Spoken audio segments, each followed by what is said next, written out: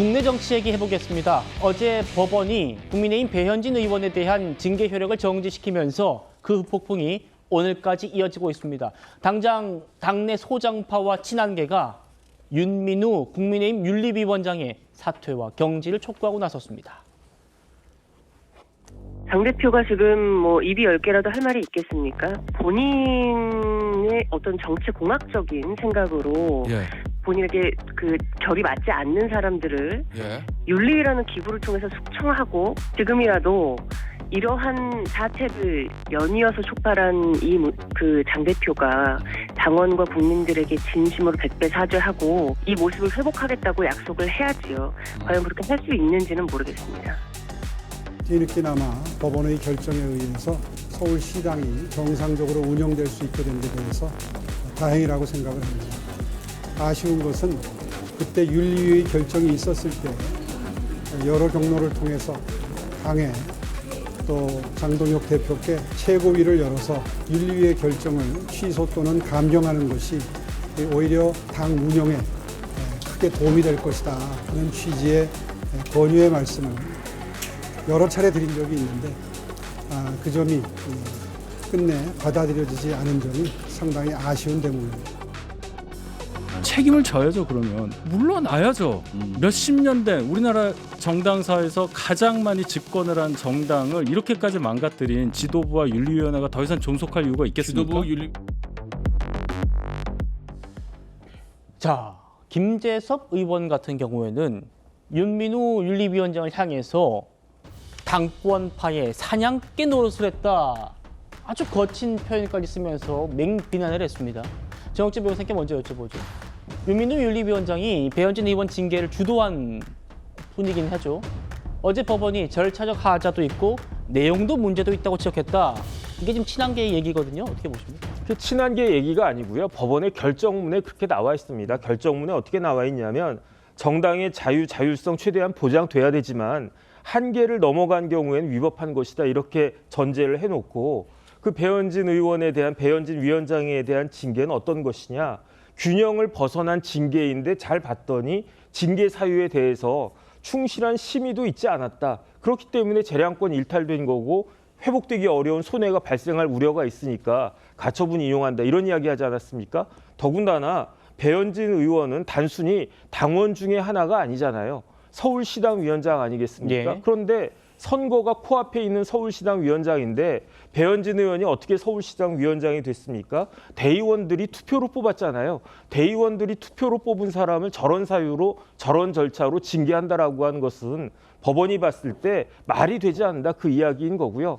그다음에 배현진 의원에 대한 징계 사유가 4개가 있었는데 예컨대 대통령 내외 비방, 당 지도부 단식 조롱, 서울시당 위원장 지위남용 의혹 이런 것들은 아예 국민의힘 자체에서조차 이거는 별로 징계거리가 아니다라고 하면서 뭘 징계를 했습니까? 미성년자 아동 사진을 무단 게시했다라고 이걸 가지고 당원권 1년을 갖다가 자격정지 1년을 했는데 그런데 여기에 대해서도 법원은 뭐라고 이야기했냐면 그 아동 사진 어디 있었느냐? 그 댓글 작성자가 자기가 스스로 프로필에 올린 거 아니냐? 그걸 그 썼다라고 해가지고 동의 없이 공개한 것은 아니지 않느냐? 이게 법원에서 이야기를 한 겁니다. 그러니까 이런 식으로 했으니까 여기에 그 가처분이 인용이 된 건데요.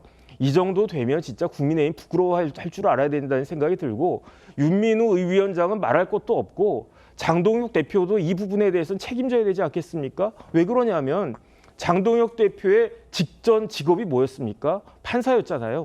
부장판사까지 하지 않았습니까? 그러면 법원에서 이런 정도 사안 가지고 가처분이 들어가면 인용이 될 거라고 하는 것을 몰랐었겠습니까? 그럼에도 불구하고 애써 눈 감고 징계를 강행하다가 이런 망신을 당한 것이 아닌가 좀 답답하다 이런 생각 듭니다. 윤민우 위원장은 물론이고 장동혁 대표의 리더십에도 타격이 불가피하다 이런 말씀인데 법원의 이번 결정에 대해서 당 지도부는 어떤 조치를 취할지도 관심이죠. 수석 대변인 목소리 준비되어 있습니다. 현재로서는 당 차원의 추가적인 법정 대응을 검토하고 있지 않은 상황입니다. 당 대표께서는 현재 민생과 지방선거 승리에 모든 당의 역량을 집중하고 계신 상황이고요. 그런 차원에서 이해를 해주시면 좋을 것 같습니다. 대표께서 이 이슈를 직접 언급할 계획은 없는 걸로 알고 있습니다. 정치가 사법의 영역까지 넘어오는 것에 대해서는 많은 분들이 경계를 하고 계신 것 같습니다. 헌법이 보장하고 있는 정당 운영의 자율성과 재량권의 범위를 어디까지 볼 것인지에 대한 견해차가 있는 사안이라고 생각합니다. 옳고 그름의 문제로 이 사안을 치안시킨 것은 새로운 갈등과 분열을 일으킬 소지가 있다고 생각합니다. 그렇군요. 수석 대변인의 얘기였고요. 장동혁 대표의 반응도 나왔습니다. 국민의힘은 법적 대응을 하지 않기로 했고 장 대표도 선거에만 집중하겠다. 이번 법원의 판단에 대해서 이의 신청을 해보자는 주장도 있었나 봐요. 선거를 눈앞에 두고 당이 갈등하고 분열하는 모습을 보여서는 안 된다. 이게 장동혁 대표의 반응입니다. 김기용 대변인님, 장 대표는 여기서 끝내겠다. 이런 입장이네요. 이 신청을 하게 되면 어떻겠습니까? 언론도 그렇고 이른바 친한계 쪽에서 갈등 양상으로 갈 수밖에 없지 않습니까? 근데 이제 선거도 선거지만 지금 민주당에서 통과시킨 사법장악 3법 관련해서 이재명 대통령께서 거부권 행사하지 않았습니다. 그리고 최근엔 SNS에 본인 사건 관련해서 검찰 수사와 관련돼서 이 관련해서 조작이 됐다고 말씀하시지 않았습니까? 그리고 민주당이 아예 대놓고서 이재명 대통령의 재판을 아예 없애려고 하고 있습니다. 공소 취소하려고 합니다. 유시민 전 장관, 유시민 작가의 그 말을 빌리자면 공소 취소 뭐라고 얘기했습니까? 미쳤냐 이렇게 비판을 하고 있지 않습니까? 집단적으로 이런 행위를 보이고 있는 거에 대해서 우리가 어떻게 보면 배현진 의원과 지도부의 어떤 갈등 양상이 아니라 이거는 법원의 내용을 가처분 수용 부분을 저희가 받아들이고요. 어떻게 보면 반드시 싸워야 될 대상이 누구인지 그리고 선거가 목전에 와 있기 때문에 갈등을 이거를 이겨내는 것이 맞다. 그렇게 정무적 판단을 한 거 맞습니다.